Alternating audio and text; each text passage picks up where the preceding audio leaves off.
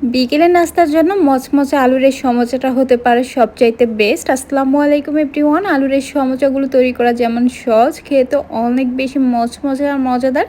আপনারা চাইলে এই সমোসাগুলো একবারে বেশি করে তৈরি করে প্রায় 1 মাসের মতো সংরক্ষণ করে রাখতে পারবেন।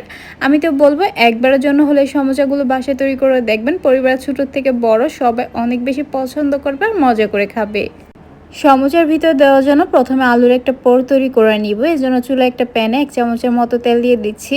তেল কিছুটা গরম হয়ে যাওয়ার পর এবার এখানে 1/4 কাপ পেঁয়াজ কুচি দিয়ে আর 1/2 চা চামচ আস্ত জিরা দিয়ে পেঁয়াজটা একটু নরম না হয়ে আসা পর্যন্ত ভেজে নিব।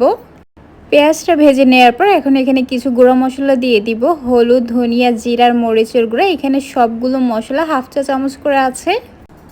এবারে মশলাগুলোকে একটু নেড়ে মিশিয়ে নিয়ে মশলাগুলো যাতে পুড়ে না যায় এজন্য এখানে সামান্য পানি দিয়ে মশলাগুলোকে একটু ভালোভাবে কষিয়ে নিব। তো মশলাটা ভালোভাবে কষিয়ে নেওয়ার পর এবার এখানে 2টা আগে থেকে সিদ্ধ করে ম্যাশ করে রাখা আলু দিয়ে দিব। তার সাথে দিব স্বাদ মতো লবণ আর 2টা কাঁচামরিচ কুচি। এখন হচ্ছে ম্যাশ করা আলুগুলোকে মশলার সাথে একটু ভালোভাবে মিশিয়ে নিয়ে কিছুক্ষণ রান্না করে নিব। আর এই পোরটা রান্না করতে কিন্তু খুব বেশি সময় লাগে না, অল্প সময় রান্না হয়ে যায়।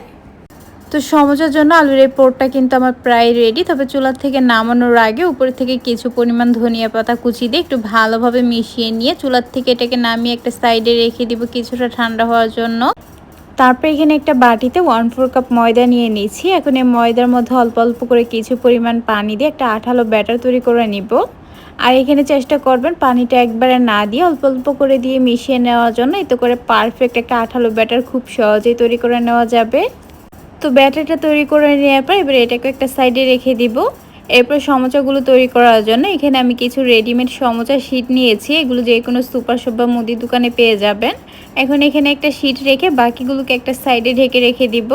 তারপরে শীটটাকে এভাবে করে ভাঁজ দিয়ে শীটের সাইডটাতে আগে থেকে তৈরি করে রাখা ব্যাটারটা এভাবে করে লাগিয়ে দিব। আর এই সমোসা শীটটা কিভাবে ভাঁজ দিব এটা হয়তো বলে বোঝানো যাবে না, তাই আপনাদের দেখে বুঝে নিতে হবে আমি কিভাবে ভাঁজ দিচ্ছি। শীটটা ভাঁজ দিয়ে এমন একটা পকেটের মতো তৈরি করে নেওয়ার পর এবার এর মাঝ বরাবর পরিমাণ মতো আলুর পোরটা দিয়ে দিব।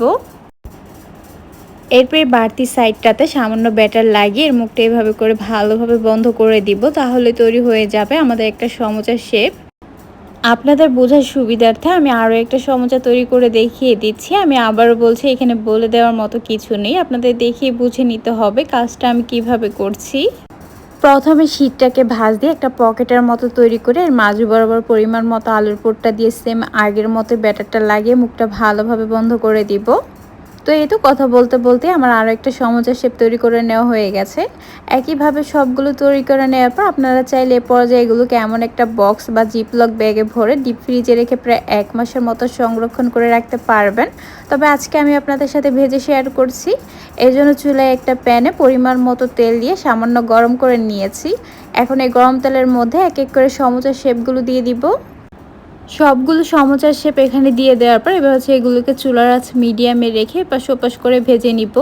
আর এইভাবে এপাশ ওপাশ করে ভাজতে ভাজতে কিছুক্ষণের মধ্যে দেখা যাবে যে এর মধ্যে সুন্দর একটা গোল্ডেন ব্রাউন কালার চলে এসেছে। এরপর যে সমোসাগুলোকে তেল থেকে উঠিয়ে নিয়ে আপনাদের সাথে গরম গরম পরিবেশন করে শেয়ার করছি। মাশাআল্লাহ, দেখতে পাচ্ছেন সমোসাগুলো দেখতে কতটা লোভনীয় হয়েছে, খেতেও হয়েছে অনেক বেশি মচমচে আর মজাদার। বিকেলের নাস্তা বা অতিথি আপ্যায়নের জন্য ঝটপট কিছু তৈরি করতে চাইলে এটা তৈরি করে নিতে পারেন। সবাই অনেক বেশি পছন্দ করবে আর মজা করে খাবে।